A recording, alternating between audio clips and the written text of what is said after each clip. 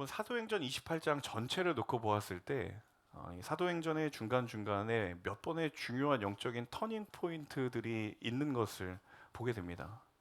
사도행전의 중요한 영적인 변곡점이 되는 사건들이 몇 번의 사건들이 있다라는 것이죠.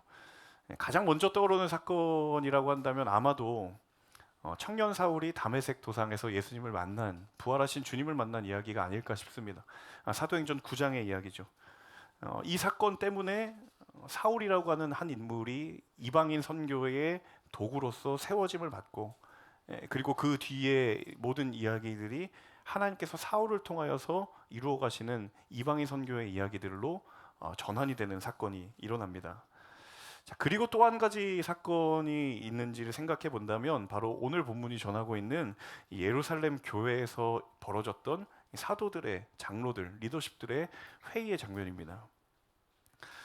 오늘 이 본문이 사도행전 전체의 역사에서 중요한 영적인 터닝 포인트가 되는 이유 중에 하나는 무엇인가 하면 바로 이 자리에서 이방인 선교에 대하여서 우리가 어떠한 영적인 가이드를 잡을 것인가, 그 기준이 정해지는 사건이 오늘 본문 가운데 있기 때문이에요. 이방인들이 복음을 받아들이는 일들이 계속해서 일어났습니다.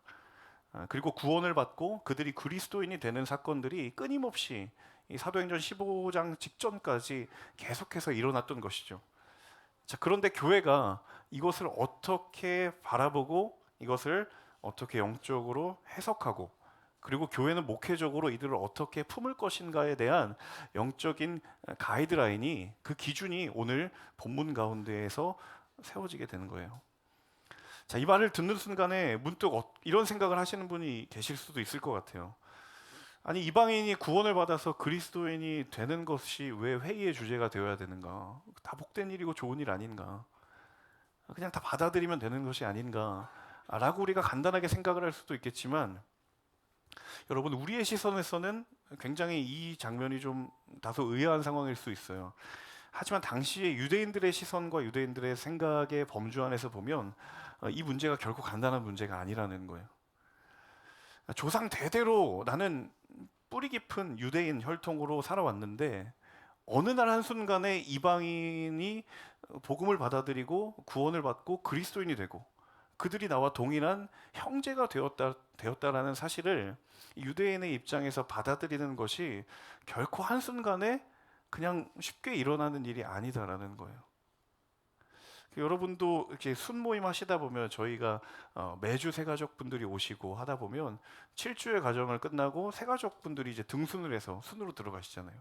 그럼 처음부터 기다렸다는 듯이 환영합니다 막 이렇게 왁자지껄하면서 품는 경우도 물론 있겠지만 대부분의 경우에는 약간의 서먹함과 또 함께 라포를 형성하는 시간과 관계를 쌓는 시간이 반드시 필요하기 마련이죠.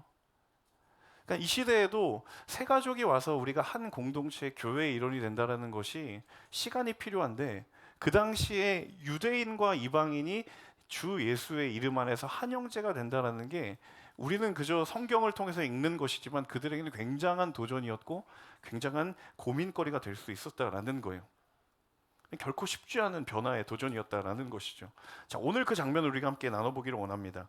1절과 2절 말씀 함께 읽어보겠습니다. 1절, 2절 함께 읽겠습니다.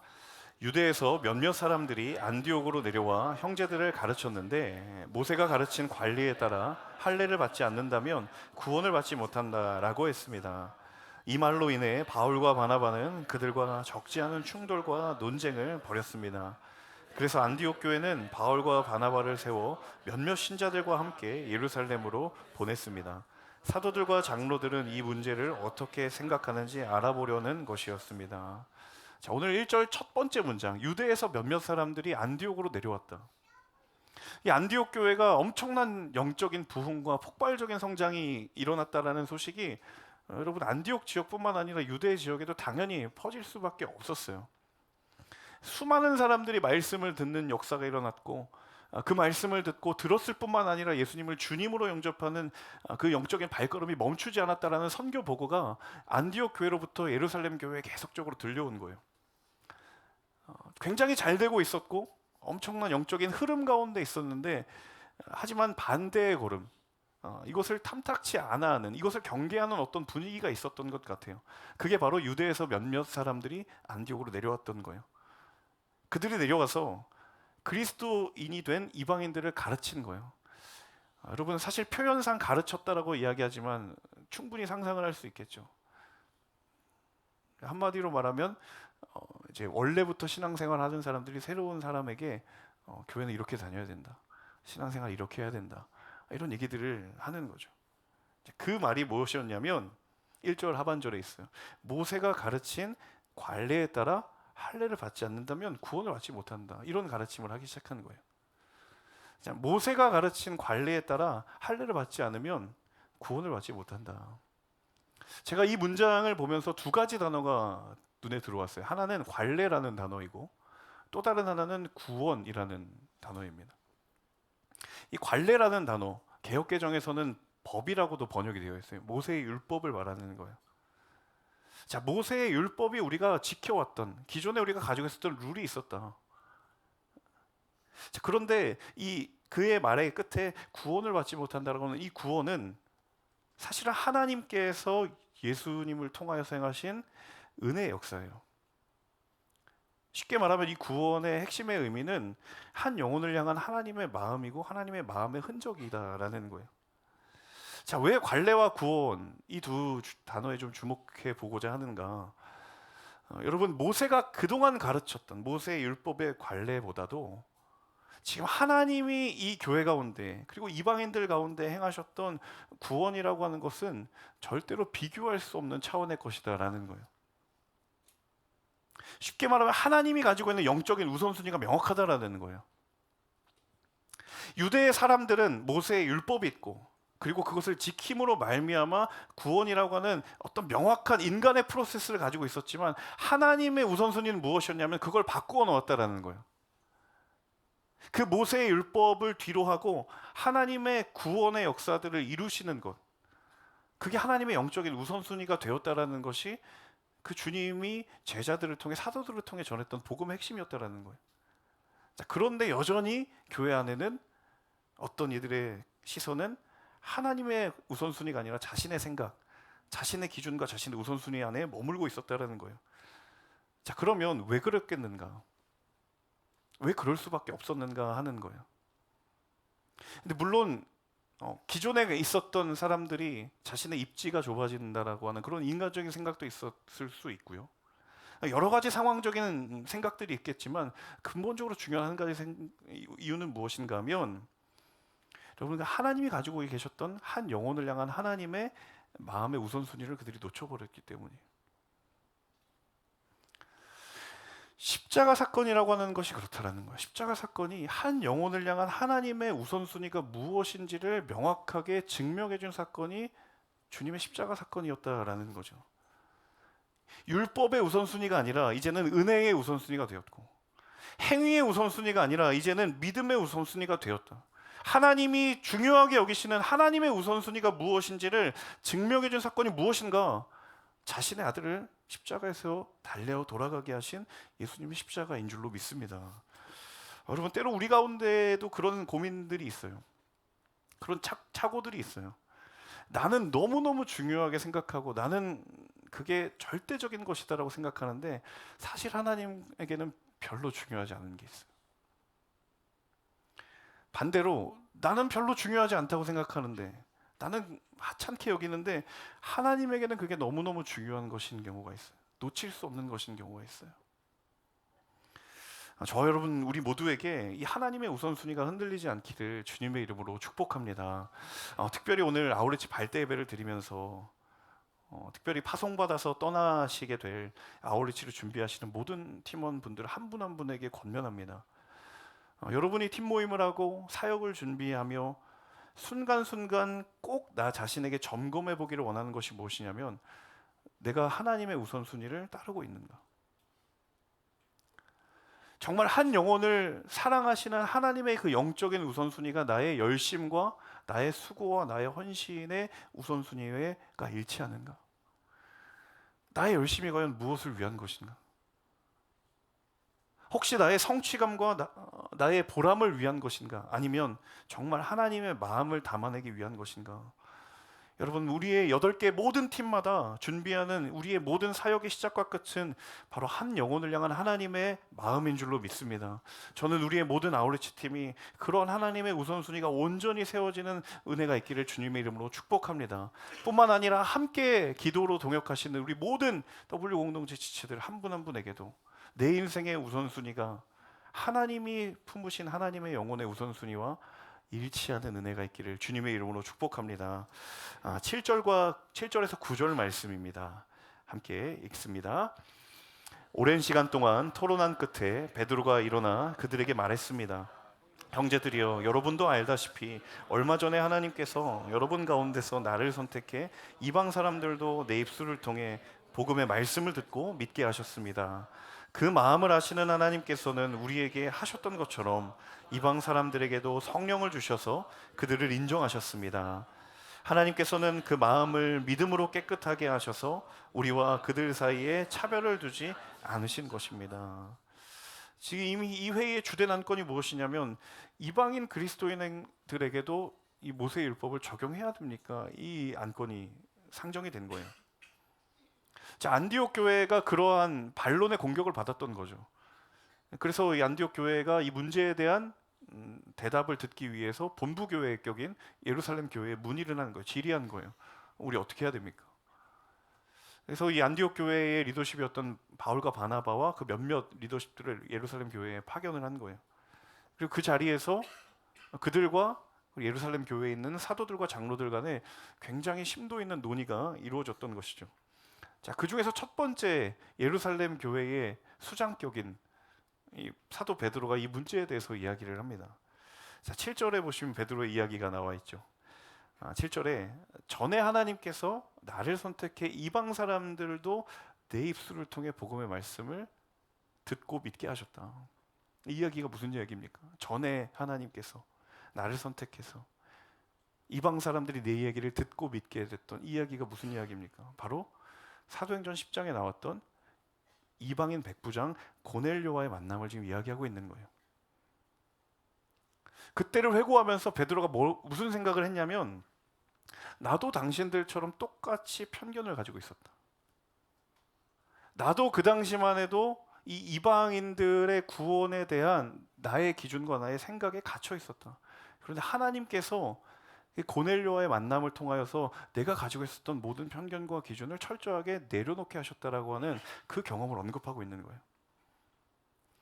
자, 여러분 사도행전 10장을 잘 아시죠? 베드로가 환상 가운데 처음 하나님을 만나게 되었어요. 근데 처음 그가 보였던 반응이 무엇이었습니까? 나는 이 부정한 짐승 먹을 수 없습니다. 하나님 이거 부정하다라고 이야기했습니다. 저 이거 절대로 먹을 수 없습니다. 자, 그가 처음에 하나님이 말씀하셨을 때 보였던 반응과 오늘 지금 15장에서 이방인들도 할례 받아야 됩니다 라고 말하고 있는 유대인들의 반응이 다르지 않다라는 거예요. 근데 베드로가 환상 가운데 하나님의 음성을 들었던 것이죠. 또 하나님이 깨끗하다고 한 것을 너가 어떻게 부정하다고 말하냐? 먹어라. 그리고 이어서 고넬료와의 만남 중에 하나님이 당신을 경외하는 이방인들에게도 하나님이 성령을 부어주시는 은혜가 역사가 일어나는구나라는 것을 직접 본 거예요. 하나님의 은혜가 얼마나 제한이 없는지, 인간의 생각과 인간의 편견 안에 절대로 갇힐 수 없는 것인지를 베드로가 철저하게 경험했던 거예요. 자, 그리고 그가 자신이 경험했던 그 은혜를 기억하면서 이어지는 11절에서 유대인들을 향해서 이렇게 이야기를 하는 것입니다. 11절 같이 읽어보겠습니다. 함께 읽습니다. 우리는 그들과 마찬가지로 주 예수의 은혜로 구원받는다고 믿습니다. 아멘. 굉장히 놀라운 이야기입니다. 베드로가 뭐라고 얘기했어요? 우리는 그들과 마찬가지로. 여러분, 이 11절의 베드로의 선포의 방점은 바로 여기에 있어요. 우리도 그들과 마찬가지로. 베드로가 여러분 정통 유대인이었어요. 그 사람도 여느 유대인과 마찬가지였던 이전의 생각과 이전의 경험과 이전의 고백이 있어요. 그런데 하나님의 은혜를 경험하고 이방인에게 임하시는 하나님의 구원, 정말 그것이 은혜 하나면 충분한 것일까라고 하는 그런 생각들이 그에게도 있었어요. 자, 그런데 지금 하나님께서 베드로로 하여금 고백하게 하시는 게 뭐예요? 우리도 그들과 마찬가지다. 우리 유대인들도 저 이방인들과 마찬가지로 예수의 은혜로 구원받는다고 믿는다. 사랑하는 여러분, 우리 안에 영적인 우선순위를 회복하는 길이 무엇이냐면 여러분, 은혜를 기억하고 은혜를 경험하는 거예요. 베드로가 경험했던 거예요. 불과 사도행전 10장에서만 해도 베드로의 자기의 우선순위가 있었어요. 하나님이 부정하다고 말하는 거 먹을 수 없습니다. 자신의 우선순위가 있었어요. 그런데 고넬료와의 만남을 통해서 그에게 은혜를 베푸시고 성령을 주시는 하나님의 은혜를 경험하니까 그 우선순위가 하나님의 우선순위로 다시 세워지는 거예요. 그 베드로가 은혜를 힘입어 지금 이야기했던 거예요. 여러분, 과거에 베드로의 가지고 있었던 영적인 고집이 꺾일 수 있었던 이유가 무엇입니까? 완전히 뒤바뀌어 있었던 영적인 우선순위가 제자리를 찾을 수 있었던 까닭이 무엇이었습니까? 이유는 간단합니다. 은혜를 경험했기 때문이에요. 은혜를 기억했기 때문이에요. 유대인이나 이방인이나 마찬가지로 차별이 없이 구원하시는 하나님의 은혜를 그가 경험했기 때문이에요. 나를 구원하시는 주 예수의 은혜를 기억했기 때문인 줄로 믿습니다. 사랑하는 여러분, 때로 우리의 삶 가운데 영적인 우선순위가 흔들릴 때가 있어요. 내가 걸어가고 있는 믿음의 여정이 그 가운데서 내가 길을 잃은 것 같은 그런 느낌이 느껴질 때가 있어요. 하나님께서 저와 여러분에게 주시는 영적인 출구 전략은 분명합니다. 하나님이 내게 주셨던 은혜를 기억하는 거예요. 하나님이 죄인된 나를 의의 자리로 부르셨던 그 하나님의 은혜를 기억하는 거예요. 그리고 다시 하나님의 은혜의 자리로 나아가는 거예요. 베드로를 베드로 되게 하시고 자신의 모든 편견을 하나님의 우선순위로 다시 세우시는 하나님의 은혜를 경험하는 그 자리로 나아가는 거예요. 여러분, 하나님께서 우리의 삶에 바로 거기에서 회복의 은혜를 더하여 주실 줄로 믿습니다. 19절과 20절 말씀입니다. 19절, 20절 함께 읽습니다. 그러므로 내 판단으로는 우리가 하나님께 돌아오는 이방 사람들을 다만 우상으로 더러워진 음식과 음행과 목매어 죽인 짐승의 고기와 피는 멀리하라고 편지하는 것이 좋겠습니다. 먼저 베드로의 의견 개진이 이루어졌고요. 그리고 이어서 바울과 바나바가 안디옥 교회에 선교 보고를 한 거예요. 그리고 나서 이제 오늘 지금 이 상황이에요. 야고보가 마이크를 이어받습니다. 읽어보시면 아시겠지만 야고보의 의견이 베드로의 의견과 크게 다르지 않는다라는 것을 알 수가 있습니다. 우리가 하나님께 돌아오는 이방 사람들을 괴롭혀서는 안 된다. 괴롭게 해서는 안 된다. 자, 그런데 야고보가 그러면서 한 가지 단서를 붙이죠. 그게 바로 20절입니다. 20절에 하지만 다만 우상으로 더러워진 음식, 음행, 목매어 죽인 짐승의 고기와 피는 멀리하도록 우리가 지침을 줄 필요는 있겠다. 여러분, 야고보가 왜 이야기를 한 걸까? 여러분, 이 네 가지, 20절에 나와 있는 이 네 가지가 굉장히 중요한 의미가 있기 때문이에요. 잠깐 한번 살펴보면 첫 번째 언급했던 우상으로 더러워진 음식은 여러분 말 그대로 우상에게 바쳐진 제물입니다. 속되고 더러워진 거예요. 자, 이어지는 음행이라는 것, 성적으로 음란한 행위를 말합니다. 그 당시 대부분의 이방신을 섬기는 사람들은 사제를 통해서 이 음란한 행위들이 자행되었던 거예요. 자, 그리고 목매어 죽인 짐승의 고기와 피는 무엇인가? 여러분, 당시에 제사를 드릴 때 짐승을 제물로 드리잖아요. 그죠? 구약의 율법에 따라. 자, 그런데 그 짐승을 제물로 드리려면 짐승을 도살을 해야 됩니다. 손질을 해야 돼요. 근데 그때 중요한 과정 중에 하나가 뭐냐면 철저하게 피를 다 제거해야 됩니다. 피를 다 제거해야 돼요. 왜냐하면 레위기에서도 나와 있지만 모든 생명은 뭐에 속해 있다? 피에 속해 있기 때문에 그러니까 피를 다 제거해야 되는 거예요. 자, 그런데 목매어 죽인 짐승은 어떻습니까? 피가 제거되지 않은 상황인 거예요.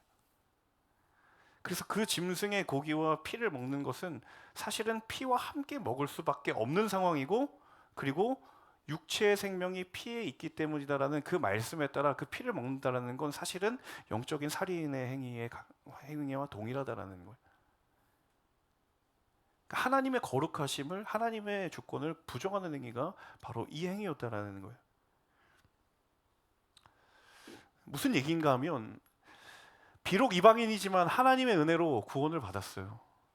그리고 유대인들이 강요하고 지키라고 말했던 그 율법들은 그들에게 강요되어서는 안 될 일이지만 그들에게도 지켜야 할 최소한의 영적인 가이드와 규범이 분명히 있다라는 거예요. 저는 이 대목을 묵상하면서 야고보가 왜 이 말을 했을까? 그 의도를 좀 깊이 묵상을 해보게 되어 있어요.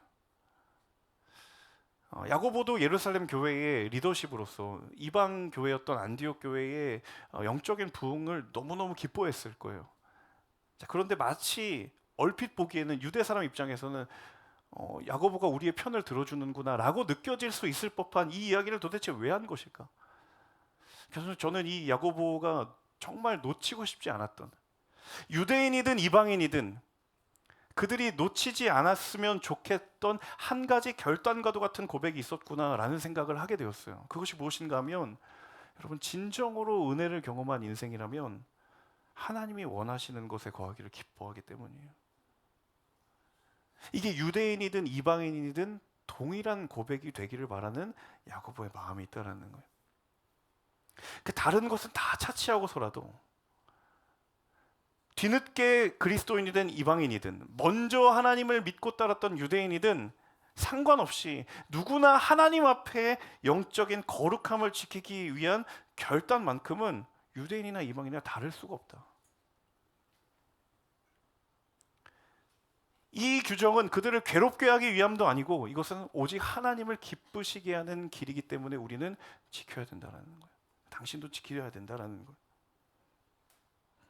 여러분, 유대인이든 이방인이든 하나님이 정말 내게 주신 그 은혜가 정말 은혜가 맞다면 이방인들도 이 가이드만큼은 기쁨으로 하나님이 원하시는 길이라고 믿고 걸어갈 수 있다는 확신이 있었던 거예요. 모세의 율법을 뛰어넘어 은혜로 말미암아 우리를 자유롭게 하셨다는 것.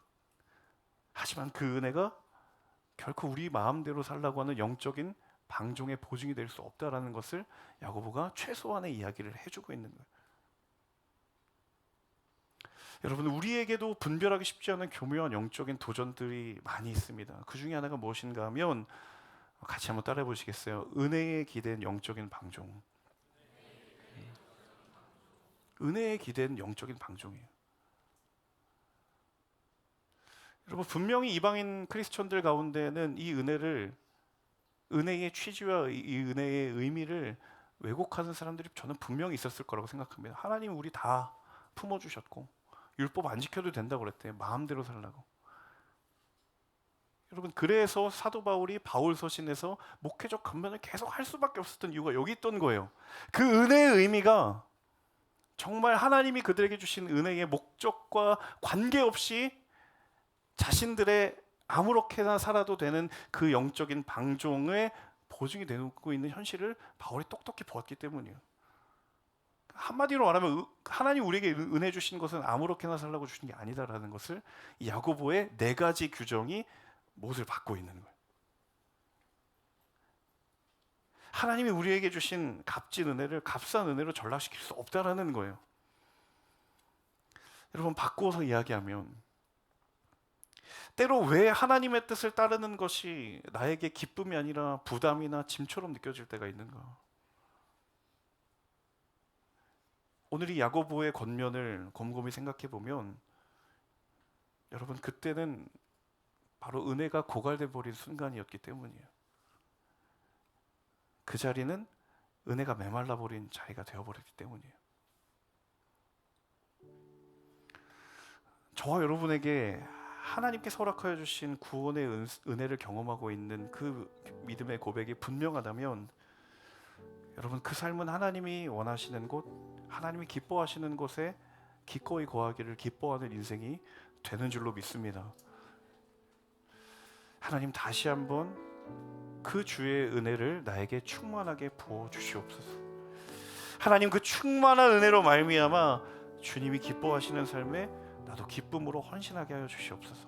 부담이 아니고 짐이 아니고 나를 올가매려고 하는 사슬이 아니라 나를 그 길로 걸어가게 함으로 말미암아 자유케 하시는 그 놀라운 주의 은혜의 자유함을 내가 누리고 알게 하여 주시옵소서. 주님, 오직 그리하여 주의 은혜로만 살아가게 하여 주시옵소서. 여러분, 이것이 저와 여러분의 고백이 되기를 주님의 이름으로 축복합니다. 우리 함께 찬양하고 기도하기를 원합니다. 우리에게 주신 하나님의 수많은 말씀들의 출발점은 어디인가 하면 오직 하나님의 은혜입니다. 유대인들도 그러했고 이방인들도 그랬어요. 오늘 베드로의 고백, 우리도 그들과 마찬가지로 주의 은혜로 말미암아 구원받은 자들입니다. 여러분, 이것을 아는 사람은 하나님의 은혜 앞에 엎드릴 수밖에 없어요. 이것을 아는 사람은 하나님이 기뻐하시고 하나님이 원하시는 길에 서기를 기뻐하시는 줄로 믿습니다. 복 있는 사람은 왜 악인들의 꾀를 쫓지 않는가? 그 자리가 복이 아닌 것을 알고 있기 때문이에요. 하나님이 원하시는 자리가 복이라는 것을 알고 있기 때문입니다. 여러분, 오늘 이 찬양의 고백에 다시 한번 우리의 믿음의 고백을 드리며 기도함으로 나아가겠습니다.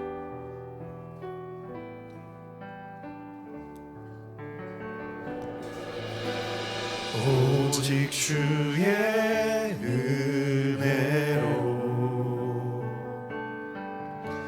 지금 여기 서 있네.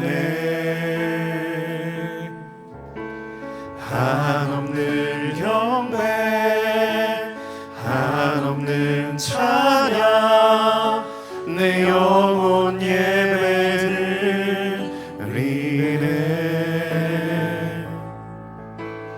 나를 위해 이 땅에 오신 주의 그네, 십자가 고통 이기신 주님, 그 은혜 없이 주님, 주네 날 세우시네.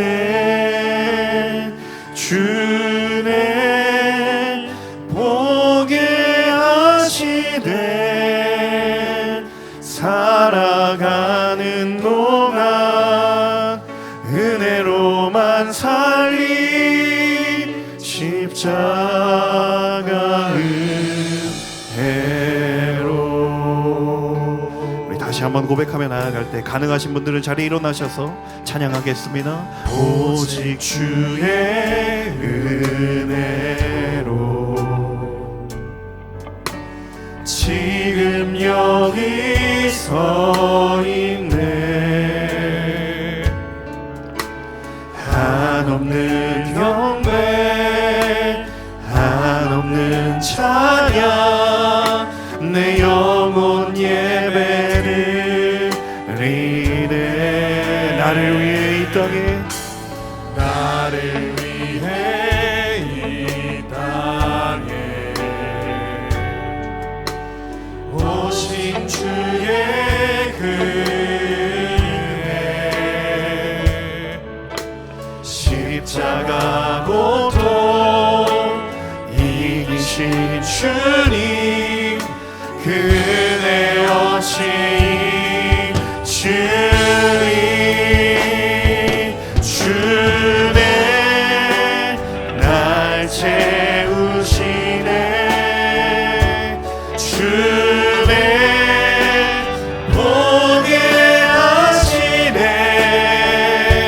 살아가는 동안 은혜로만 살리, 십자가 주네 날 채우시네. 주네 날 채우시네.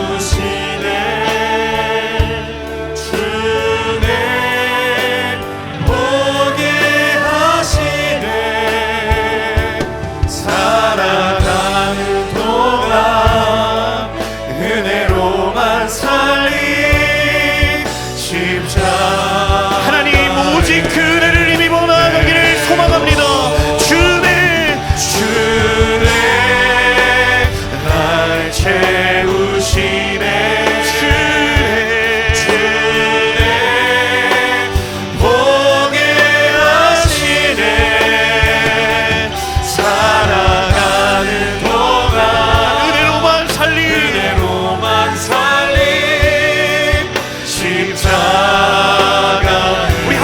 선포하며 찬양합니다.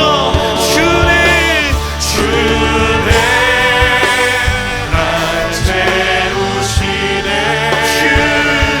주네 보게 하시네 살아가는 동안 은혜로만 살리 주님 우리의 인생이 하나님의 은혜 위에 서기를 간절히 소망합니다. 주네 날 채우시네 주네 보게 하시네 살아가는 동안 은혜로만 살리 우리 마지막으로 다시 한번 간절한 고백으로 나아가기를 원합니다.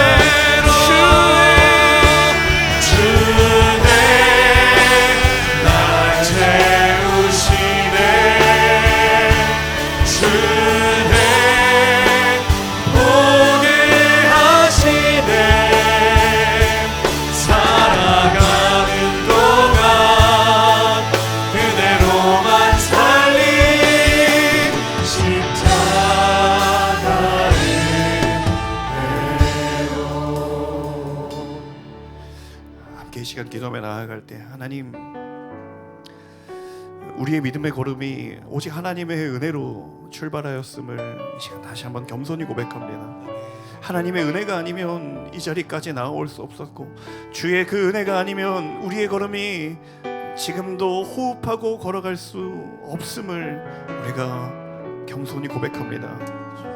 하지만 하나님 연약한 우리의 생각과 연약한 우리의 시선은 그 은혜를 잊어버리고 오늘 유대인들의 시선처럼 메말라버린 은혜의 자리를 바라보며 나 자신을 정죄하고 세상을 비관하며 내 삶을 절망하는 그 하나님의 은혜에 고갈된 시선을 하나님 다시 한번 우리 가운데에 일깨우시며 찾아오시는 주의 말씀 앞에 서기를 원합니다. 아멘. 주여 우리의 인생 다시 한번 주의 은혜로 충만케 하여 주옵소서. 아멘. 충만한 주의 은혜 위에 서는 인생이 되게 하여 주시옵소서.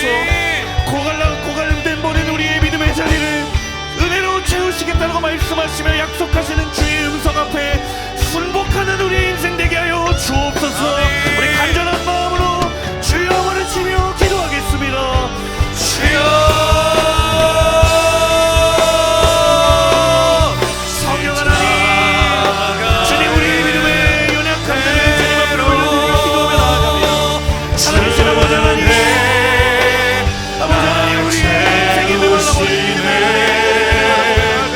하나님 나 자신조차도 오게 하시네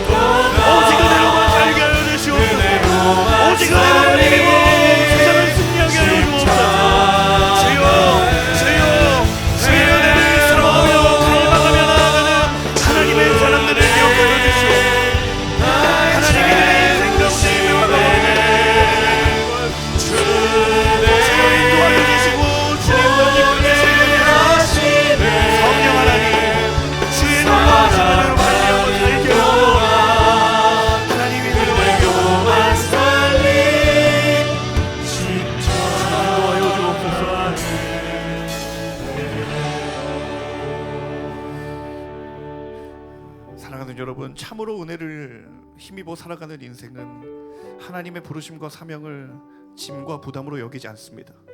그것은 기쁨의 고백이요, 은혜의 반응이요, 하나님을 향한 감사의 고백인 줄로 믿습니다. 하지만 하나님, 내 인생에 하나님의 부르심과 하나님의 사명의 자리들이 때로 내게 짐처럼 느껴지고 때로 내게 감당할 수 없는 부담으로 느껴질 때가 있습니다. 하나님, 그 자리에 나의 노력과 나의 의지와 결단이 본질이 아니라 하나님, 자격 없는 나를 베풀어 주신 그 십자가의 은혜가 다시 한번 우리의 믿음의 걸음을 걸어가게 하시는 줄로 믿습니다. 아멘. 주여, 오직 충만한 은혜로 말미암아 주님 기뻐하시는 삶에 헌신할 수 있는 하나님의 사람 되게 하여 주옵소서.